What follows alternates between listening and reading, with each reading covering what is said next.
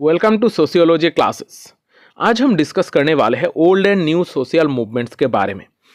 ये जो टॉपिक है ये बहुत इंपॉर्टेंट टॉपिक है। आप कोई भी एग्ज़ाम दे रहे हो, यूपीएससी, यूजीसी नेट या फिर बीए, एमए, हर एग्ज़ाम में आपको new and old social movements के बारे में पूछे जाते हैं।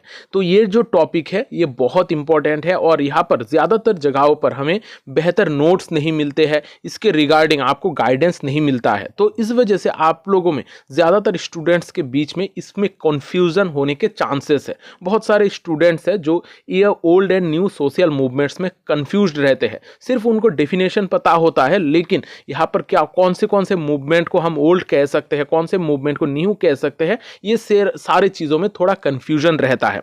तो आज के क्लास को मैंने थोड़ा डिटेल में कवर कराने की कोशिश की है। यहाँ पर हम देखेंगे कि ओल्ड सोशल मूवमेंट का क्या कैरेक्टरिस्टिक्स होते हैं, न्यू सोशल मूवमेंट का क्या कैरेक्टरिस्टिक्स होते हैं। तो कैरेक्टरिस्टिक्स अगर हमें पता हो तो हम कैटेगोराइज कर सकेंगे कि कौन से मूवमेंट ओल्ड है और कौन से मूवमेंट न्यू मूवमेंट है। और यहाँ पर हम थोड़ा एग्जाम्पल के द्वारा चीज़ों को समझने की कोशिश करेंगे, क्योंकि एग्जाम्पल हमें एक अच्छी तरीके से हमें बताते हैं कि कौन से मूवमेंट को हमने ओल्ड कहा है, कौन से मूवमेंट हमारा न्यू है। तो एग्जाम्पल को भी समझना ज़रूरी है। फिर हम यहाँ पर कंपैरिजन टेबल के जरिए old and new social movement को अलग करने की कोशिश करेंगे, इन दोनों को डिफरेंशिएट करने की कोशिश करेंगे। तो यहाँ पर ये जो क्लास है थोड़ा सिस्टमेटिकली ऑर्गेनाइज है। आप लोग शुरुआत से आखिर तक क्लास को देखिएगा। Old and new social movement के रिलेटेड जो भी डाउट्स है वो आपका क्लेरिफाई हो जाएगा। तो यहाँ पर अगर आपने अभी तक मेरे चैनल को सब्सक्राइब नहीं किया है तो चैनल को ज़रूर सब्सक्राइब कर लीजिएगा, क्योंकि इस चैनल पे आपको बहुत सारे एजुकेशनल वीडियोस मिलेंगे। यहाँ पर बहुत सारे प्लेलिस्ट है, आप थोड़ा प्लेलिस्ट सेक्शन चेक कर लीजिएगा। वहाँ पर बहुत सारे प्लेलिस्ट हैं, आप अपने ज़रूरत के हिसाब से प्लेलिस्ट चूज़ करके स्टडी कर सकते हो। तो यहाँ पर आज का जो हमारा old and new social movement का क्लास है ये हम शुरुआत करते हैं। अब जब हम सोशल मूवमेंट की बात करते हैं, सोशल मूवमेंट हम कौन से मूवमेंट्स को कहते हैं, क्योंकि हमारे सोसाइटी में तो बहुत सारे मूवमेंट्स होते रहते हैं। तो सोशल मूवमेंट वो सारे कलेक्टिव एफर्ट्स है जहां पर लोग एकजुट होकर सोसाइटी में कोई भी चेंज लाने की कोशिश करते हैं या फिर कोई भी चेंज को रेजिस्ट करने की, यानी कि चेंज को रोकने की कोशिश करते हैं। तो इस वजह से हम कह सकते हैं कि सोशल मूवमेंट का जो स्कोप है ये बहुत ब्रॉड है। बहुत अलग अलग तरीके का सोशल मूवमेंट्स हमें देखने को मिलते हैं, जैसे environment movement, caste movement, women's movement, gender based movement, इस तरीके से बहुत सारे अलग अलग मूवमेंट्स हैं। अगर हम सारे मूवमेंट्स को ब्रॉड कैटेगरी में क्लासिफाई करने की कोशिश करें तो हम सोशल मूवमेंट को दो ब्रॉड कैटेगरी में डिवाइड कर सकते हैं। एक है ओल्ड सोशल मूवमेंट और दूसरा है new social movement. Old social movement हमारे conventional old theme based movements होते हैं, जहां पर नॉर्मली हम क्लास बेस्ड मूवमेंट की बात करते हैं, जहां पर अलग अलग क्लास इंटरेस्ट को फुलफिल करने के लिए मूवमेंट्स की जाती थी, जैसे पीजेंट, ट्राइब, वर्कर्स। ये सारे जो मूवमेंट्स है ये क्लास बेस्ड मूवमेंट है, इनको हम ओल्ड सोशल मूवमेंट्स कहते हैं। फिर हमारा सोसाइटी में जो मूवमेंट्स की बदलाव हम देखते हैं, जो नए दौर के मूवमेंट्स है, जो क्लास बेस्ड से हटकर कुछ अलग तरीके का मूवमेंट है, उनको हम न्यू सोशल मूवमेंट्स कहते हैं। यहाँ पर अलग अलग थीम के बारे में बात की जाती है, जैसे हमारा issue of identity, environment, gender, social justice. ये सारे जो थीम्स है इनको लेकर अगर मूवमेंट होते हैं तब उसको कहा जाता है न्यू सोशल मूवमेंट। तो यहाँ पर ओल्ड सोशल मूवमेंट और न्यू सोशल मूवमेंट में हमें सोसाइटी में बहुत सारे चीज़ों में शिफ्ट देखने को मिलती है, जैसे कॉन्फ्लिक्ट सोसाइटी में कौन से ग्रुप के बीच में हो रही है, इसमें भी हमें शिफ्ट देखने को मिलता है। सोसाइटी का क्या ऑब्जेक्टिव्स है, गोल्स है, यहाँ पर किस तरीके का मेथड यूज़ किया जाता है सोशल मूवमेंट में, ये सारे चीज़ों में भी बदलाव देखी जाती है। यानी कि ओल्ड मूवमेंट में एक अलग तरीके का चीज़ें घटनाएं घटती थी और न्यू सोशल मूवमेंट में अलग तरीके का चीज़ें हमें देखने को मिलते हैं। तो यहाँ पर और एक चीज हमें कंफ्यूज करती है, जो है कि ये दोनों जो मूवमेंट है, ये दोनों मूवमेंट क्या हर जगह पर हम इनको डिफरेंशिएट कर सकते हैं? नहीं, हर जगह पर इनको हम डिफरेंशिएट नहीं कर सकते। बहुत सारे ऐसे मूवमेंट है जिनको हम ना ओल्ड में रख सकते हैं ना न्यू में रख सकते हैं। तो यहाँ पर बहुत सारे ऐसे मूवमेंट है जिनको हम क्लियरली डिफाइन कर सकते हैं, क्लियरली कह सकते हैं कि ये ओल्ड मूवमेंट है, और कुछ होते हैं जिनको हम क्लियरली कह सकते हैं कि ये न्यू सोशल मूवमेंट होते हैं। लेकिन इनके बीच में भी बहुत सारे मूवमेंट ऐसे होते हैं जिनको हम क्लियरली डिफरेंशिएट नहीं कर सकते हैं कि ये कौन से टाइप का मूवमेंट है। तो इस चीज को भी आप लोग थोड़ा ध्यान में रखिएगा, क्योंकि इस चीज को लेकर हमें बहुत सारा कंफ्यूजन भी होता है। तो यहां पर आप लोगों को लग रहा होगा कि मैंने सोशल मूवमेंट क्या है, इसके स्टेजेस क्या होते हैं, ओरिजिन थ्योरीज क्या होता है, इनके बारे में अभी तक क्यों बताया नहीं है। मैंने इसके रिगार्डिंग ऑलरेडी पहले क्लास करा के रखी है, आप लोग थोड़ा प्लेलिस्ट सेक्शन चेक कर लीजिएगा। मैं डिस्क्रिप्शन में भी सोशल मूवमेंट का जो क्लास है वो दे दूंगा, क्योंकि मैंने पहले ही कवर करा के रखा है, तो यहां पर मैं इसको नहीं करा रहा, आप लोग वो क्लास देख लो। यहां पर मैं सिर्फ फोकस कर रहा old and new social movement के ऊपर। अब देखते हैं ओल्ड सोशल मूवमेंट। हम कौन से वो मूवमेंट्स हैं जिनको ओल्ड सोशल मूवमेंट कह सकते हैं। ओल्ड सोशल मूवमेंट को क्लासिकल मूवमेंट भी कहा जाता है। यहाँ पर जो मेन थीम होता है ओल्ड सोशल मूवमेंट का, यहाँ पर ये जो मूवमेंट्स होते हैं ये इकोनॉमिक और मेटेरियल इश्यूज के ऊपर बेस्ड होते हैं। किसी भी क्लास का इकोनॉमिक या फिर मेटेरियल इशू को लेकर इस तरीके का ओल्ड सोशल मूवमेंट्स होते थे। इसको हम क्लास बेस्ड मूवमेंट भी कहते हैं, जो मेनली हमारा स्ट्रक्चरल इनइक्वलिटी के ऊपर फोकस करता है कि हमारा सोसाइटी में जो अलग अलग क्लासेस है इनके बीच में स्ट्रक्चर में क्या गड़बड़ी है, किसी को ज़्यादा मिल रहा है, किसी क्लास को कम मिल रहा है। तो इस तरीके का स्ट्रक्चरल इनइक्वलिटी के बारे में बात कर रहा है। और ये मेनली ये जो स्टार्ट होता है ओल्ड सोशल मूवमेंट, ये कैपिटलिज्म, इंडस्ट्रियलिज्म, मटेरियलिज्म, ये सारे चीज़ों से इसकी शुरुआत होती है। यानी कि किसी भी ग्रुप के पास ज़्यादा होती ही चीज़ें और किसी भी ग्रुप के पास कम होती है। तो इस तरीके का रिसोर्सेस में जो बंटवारा होता है, इसके वजह से हम ओल्ड सोशल मूवमेंट्स नॉर्मली देखते हैं। अब ओल्ड सोशल मूवमेंट्स का कैरेक्टरिस्टिक्स के बारे में हम थोड़ा जानते हैं। यह पहला और सबसे इंपॉर्टेंट जो कैरेक्टरिस्टिक्स है वो है क्लास ओरिएंटेशन।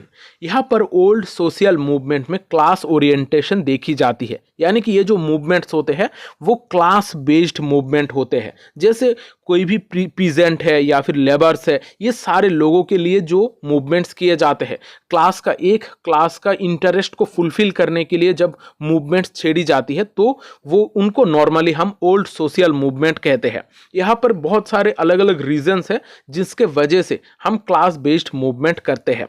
यहाँ पर और एक इंपॉर्टेंट जो कैरेक्टरिस्टिक्स है वो है एडवर्सरियल अप्रोच। यहाँ पर दो हमें एडवर्स ग्रुप्स देखने को मिलती है, यानी कि दो ऐसे ग्रुप जो एक दूसरे के ऑपोजिट होते हैं, यानी कि दो ओपोनेंट्स हमें यहाँ पर देखने को मिलते हैं। जैसे अगर हम कैपिटलिज्म की बात करें, वहां पर जो भी मूवमेंट्स होते थे वो दो क्लास के बीच में होती थी। एक होता था वर्किंग क्लास और दूसरा होता था जिसके पास पैसे होते थे जिसके पास पैसे होते थे। जो कैपिटलिस्ट क्लास है वो एक क्लास होता था, वर्किंग क्लास होता था। यानी कि यहाँ पर हम क्लियरली दो ग्रुप के बारे में बात करते हैं, कौन किसके खिलाफ जाकर लड़ रहा है ये हमें पता होता है। यहाँ पर ओल्ड सोशल मूवमेंट में एडवर्सियल अप्रोच हमें देखने को मिलता है, यानी कि कोई एक ग्रुप, कोई एक क्लास दूसरे क्लास के खिलाफ जाकर, उनके अगेंस्ट में जाकर यहाँ पर मूवमेंट करते हैं। जैसे हम अगर पीजेंट मूवमेंट की भी बात करें तो यहाँ पर लैंडलॉर्ड या फिर जमींदार के खिलाफ जाकर यहाँ पर मूवमेंट्स की जाती थी। तो यहाँ पर हम क्लास ओरिएंटेशन भी देखते हैं और साथ ही साथ हमारा क्लियरली हमारा कौन से एडवर्सरीज है, यानी कि कौन हमारे ओपोनेंट है, किनके खिलाफ मूवमेंट की जा रही है, वो हमें क्लियरली पता होता है।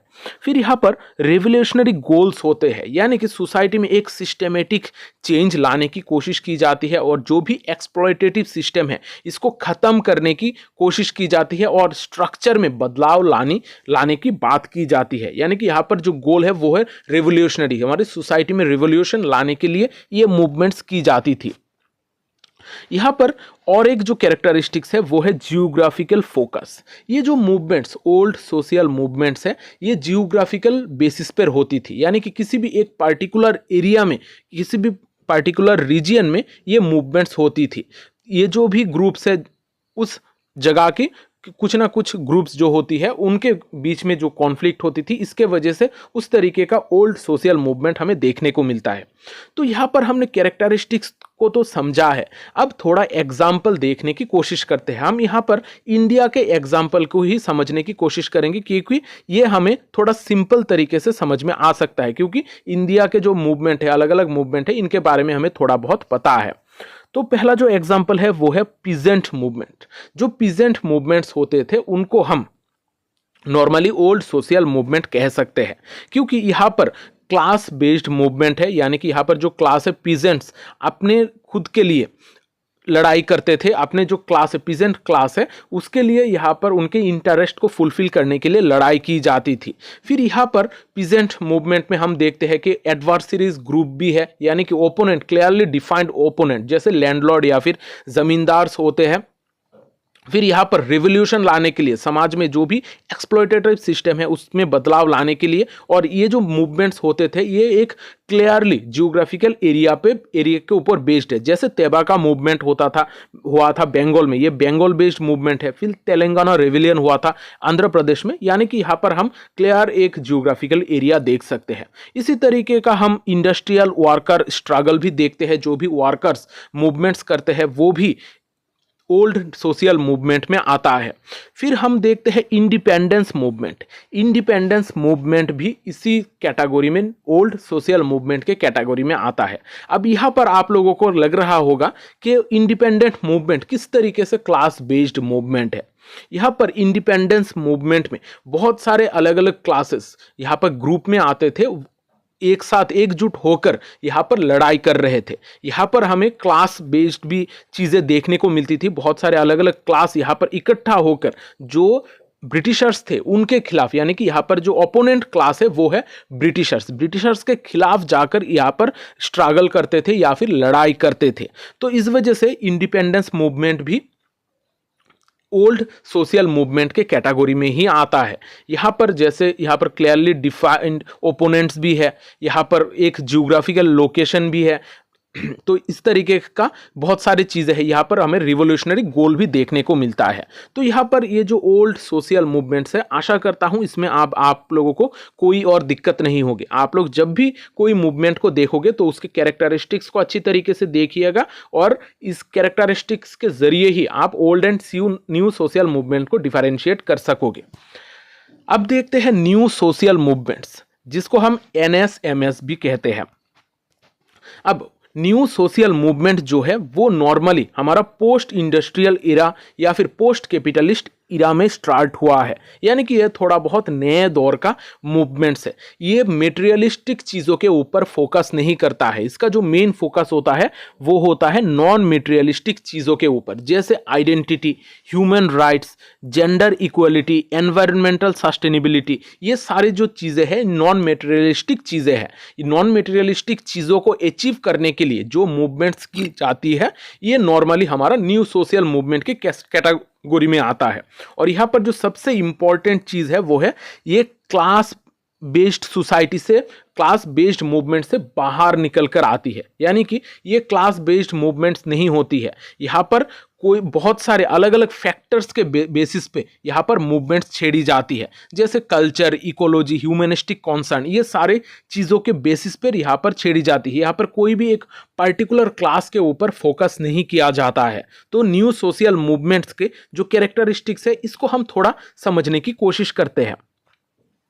न्यू सोशल मूवमेंट जो होता है वो नॉन क्लास बेस्ड मूवमेंट होते हैं। यहाँ पर कोई भी एक क्लास को इंपॉर्टेंस नहीं दी जाती है। यहाँ पर जो चीज़ों के ऊपर इंपॉर्टेंस दी जाती है वो है ह्यूमनिस्टिक कॉन्सर्न या फिर कल्चरल इकोलॉजिकल कॉन्सर्न के ऊपर। ये जो मूवमेंट्स होते हैं ये यूनिवर्सली वैलिड भी हो सकते हैं। यानी कि यूनिवर्सली हर जगह पर इस तरीके का चर्चा होती है। ये होते हैं न्यू सोशल मूवमेंट। जैसे आइडेंटिटी की बात, वर्ल्ड के हर जगह पर इसके बारे में बात होती है। आइडेंटिटी को बचाना चाहिए, हर किसी का एक अपना आइडेंटिटी होता है, इसको रक्षा करने की जरूरत है। यहाँ पर ह्यूमन राइट्स भी एक यूनिवर्सल कॉन्सर्न है। फिर जेंडर जस्टिस, एनवायरनमेंट, ये सारी चीजें हमारे क्लास बाउंड्री के बाहर जाकर मूवमेंट्स करने की बात होती है। यहाँ पर अलग अलग बहुत सारे अलग अलग क्लास के लोग एक साथ एकजुट होकर मूवमेंट्स करते हैं। जैसे हम एनवायरमेंटल मूवमेंट की अगर बात करें, यहाँ पर अमीर गरीब हर कोई इसमें जुड़ा हुआ होता है। यहाँ पर जस्टिस की बात, जेंडर इक्वलिटी के बाद, ये सारे चीज़ों में कोई क्लास का डिस्टिंक्शन हमें नहीं देखने को मिलता है। फिर यहाँ पर जो कैरेक्टरिस्टिक है वो है यूनिवर्सल वैल्यूज। यहाँ पर यूनिवर्सल वैल्यूज के ऊपर फोकस किया जाता है। कोई भी एक पर्टिकुलर ग्रुप के वैल्यू के बारे में बात नहीं की जाती, यहाँ पर यूनिवर्सल वैल्यू के बारे में बात की जाती है। जैसे हमारे सोसाइटी में, जो हमारे वर्ल्ड में जो क्लाइमेट चेंज हो रही है, यहाँ पर पीस है कि नहीं है, यहाँ पर पर्सनल लिबर्टी मिल रही है कि नहीं मिल रही, सोशल जस्टिस, ये सारे यूनिवर्सल वैल्यूज के बारे में बात की जाती है और इसके लिए लड़ाई की जाती है, इसके लिए सोशल मूवमेंट की जाती है। फिर यहाँ पर जो न्यू सोशल मूवमेंट्स है ये नॉन पॉलिटिकल ओरिएंटेड होते हैं, यानी कि यहाँ पर पॉलिटिकली इतना ज़्यादा इसका ओरिएंटेशन नहीं देखने को मिलता है। इसका जब अगर स्टार्टिंग की बात करें, न्यू सोशल मूवमेंट कभी भी पॉलिटिक्स के जरिए उभर कर नहीं आती है, लेकिन बाद में जाकर हम देखते हैं कि बहुत सारे पॉलिटिकल पार्टीज इसके साथ जुड़ जाते हैं। लेकिन अगर हम इनिशियल फेज की बात करें या फिर नॉर्मली अमूमन बात करें, तो ये जो न्यू सोशल मूवमेंट्स है ये नॉन पॉलिटिकल ओरिएंटेड होते हैं, यानी कि यहाँ पर पॉलिटिक्स इतना ज़्यादा नहीं होता है, पॉलिटिकल पार्टीज इतना ज़्यादा इन्वॉल्व नहीं होते हैं। यहाँ पर ग्रास रूट लेवल और लोकलाइज एक्शन के बारे में बात की जाती है। यहाँ पर न्यू सोशल मूवमेंट में हम इंक्लूसिविटी और एक्सक्लूसिविटी दोनों देख सकते हैं। इंक्लूसिविटी यानी कि यहाँ पर हम यूनिवर्सल इक्वालिटी की बात की जाती है, जहाँ पर हर लोगों को एक साथ लेकर चलने की बात की जाती है। जैसे दलित या फिर फेमिनिस्ट मूवमेंट, यहाँ पर सारे लोगों को इंक्लूड करके ही एक साथ मूवमेंट की जाती है। और इसके साथ साथ ये बहुत सारे जो न्यू सोशल मूवमेंट है ये एक्सक्लूसिविस्ट भी है, यानी कि यहाँ पर बहुत सारे चीज़ों को एक्सक्लूड करने की बातें की जाती है। जैसे हम अगर आइडेंटिटी प्रोटेक्शन की बात करें, तो आइडेंटिटी को प्रोटेक्ट करना यानी कि कोई एक ग्रुप को फेवर करना, कोई एक ग्रुप को प्रोटेक्ट करने की बात की जाती है, उनके आइडेंटिटी को प्रोटेक्ट करने की बात की जाती है। लेकिन यहाँ पर जो आइडेंटिटी प्रोटेक्शन की बात हो रही है ये वर्ल्ड के हर जगह पर हो रही है।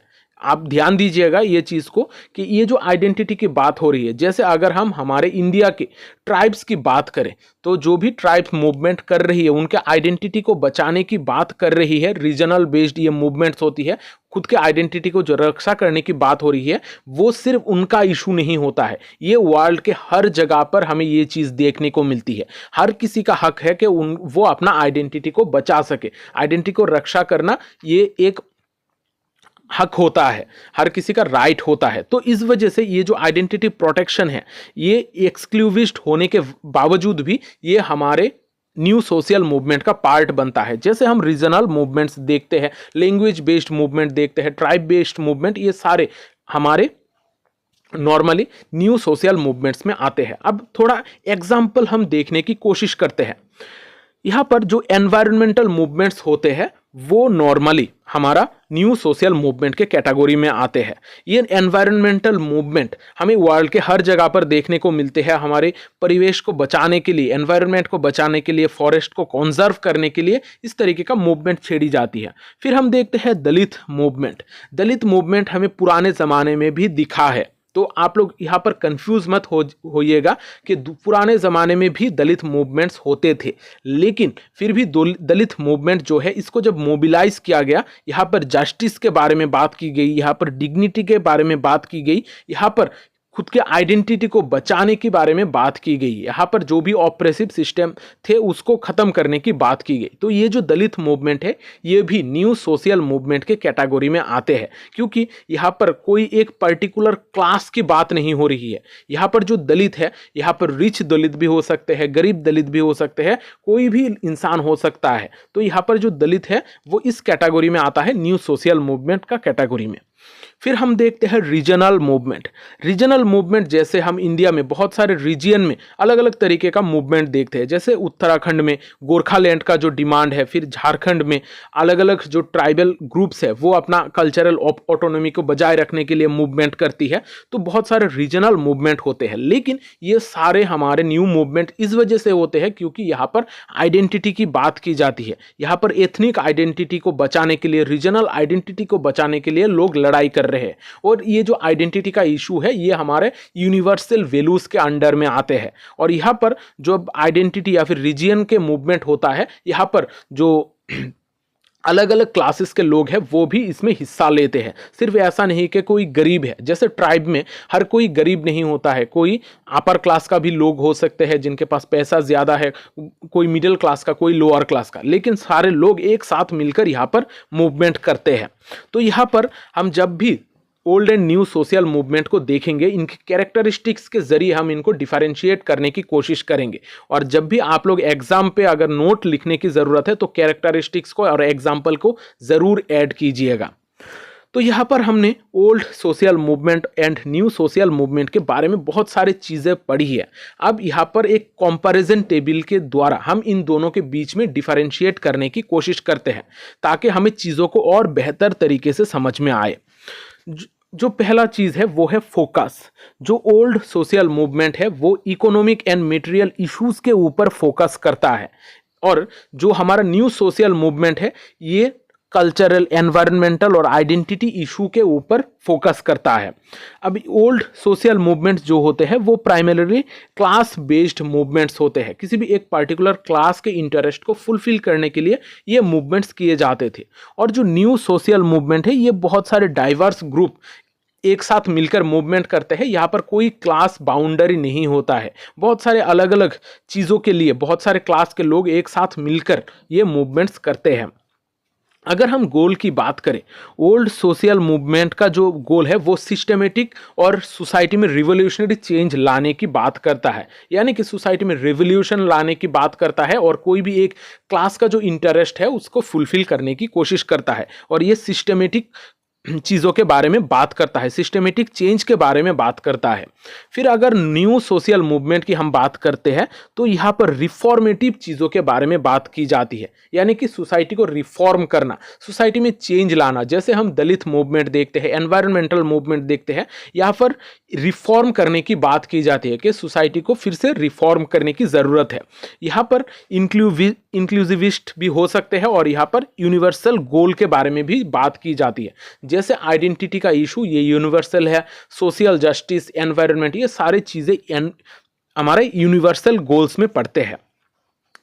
अगर हम मेथड की बात करें तो यहाँ पर जो मेथड यूज़ की जाती है वो होता है कॉन्फ्रेंटेशनल और रिवोल्यूशनरी मेथड यूज़ की जाती है ओल्ड सोशल मूवमेंट में, क्योंकि यहाँ पर कोई भी एक ऐसा ग्रुप होता है जो ओपोनेंट होता है, उस ओपोनेंट को खिलाफ जाकर यहाँ पर सोशल मूवमेंट की जाती है ओल्ड सोशल मूवमेंट में। तो यहाँ पर किसी भी एक ग्रुप को नीचे धकेलने के लिए इस तरीके का मूवमेंट की जाती है और सोसाइटी में रिवोल्यूशन लाने के लिए, जो भी ऑपरेसिव सिस्टम है इसको ख़त्म करने के लिए और एक क्लास को बेहतर बनाने के लिए दूसरे क्लास को नीचे धकेलने की बात की जाती है।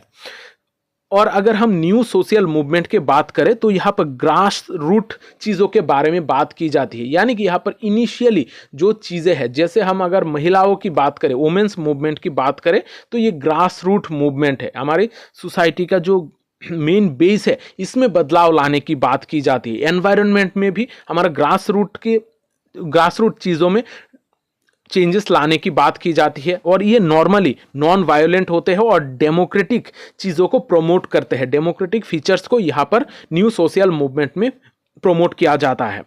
अगर हम स्कोप की बात करें तो ओल्ड सोशल मूवमेंट रीजनल और लोकलाइज्ड होता था, यानी कि कोई भी एक जियोग्राफिकल एरिया में ये फिक्स्ड होता है, कोई भी एक पार्टिकुलर जियोग्राफिकल एरिया में या फिर पॉइंट में ये ओल्ड सोशल मूवमेंट्स होते थे। लेकिन जो न्यू सोशल मूवमेंट्स होते हैं वो ग्लोबल एंड ट्रांसनेशनल होते हैं। ग्लोबल यानी कि वर्ल्ड के हर जगह पर इस तरीके का मूवमेंट की जाती है, जैसे identity based movement, environmental movement, women's movement या फिर जेंडर इक्वलिटी बेस्ड मूवमेंट, ये सारे मूवमेंट ग्लोबल है, वर्ल्ड के हर हिस्सों में इस तरीके का मूवमेंट्स हो रही है। फिर यहाँ पर हम ट्रांसनेशनल चीज़ें भी यहाँ पर देखते हैं, यानी कि सिर्फ एक कंट्रीज में इन्वॉल्व नहीं होते हैं, बहुत सारे अलग अलग कंट्रीज भी ये सारी चीज़ों में इन्वॉल्व होती है। जैसे एनवायरनमेंट बेस्ड मूवमेंट में या फिर सोशल जस्टिस के बारे में, पीस के बारे में जब हम बात करते हैं तो यहाँ पर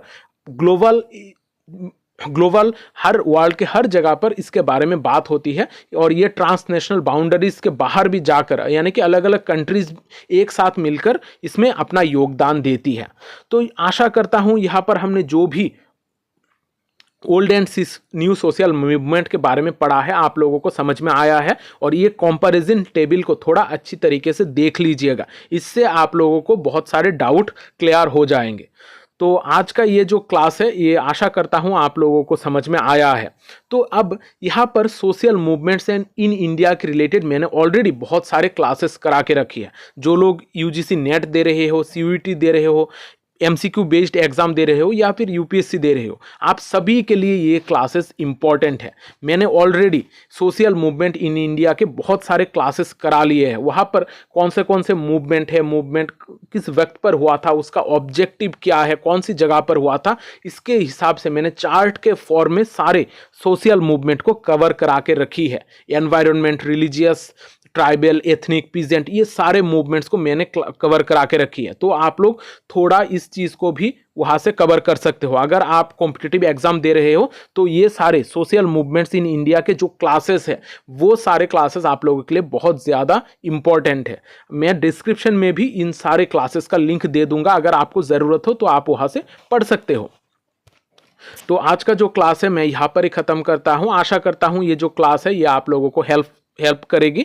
अगर आपने अभी तक चैनल को सब्सक्राइब नहीं है किया है तो चैनल को जरूर सब्सक्राइब कर लीजिएगा, और ये जो वीडियो है इसको लाइक और शेयर भी कर दीजिएगा, क्योंकि मैं बहुत मेहनत से आप लोगों के लिए क्लासेस प्रिपेयर कर रहा हूँ। आप भी अपने दोस्तों के साथ चीज़ों को शेयर कीजिएगा, क्योंकि शेयरिंग इज केयरिंग। जब आप दोस्तों के साथ चीज़ें शेयर करते हो तभी उनको पता चलता है कि आप उनके लिए केयर करते हो। तो मिलते हैं अगले सेशन में, तब तक अच्छे रहिए, स्वस्थ रहिए और लोगों में प्यार बांटते रहिए। जय हिंद।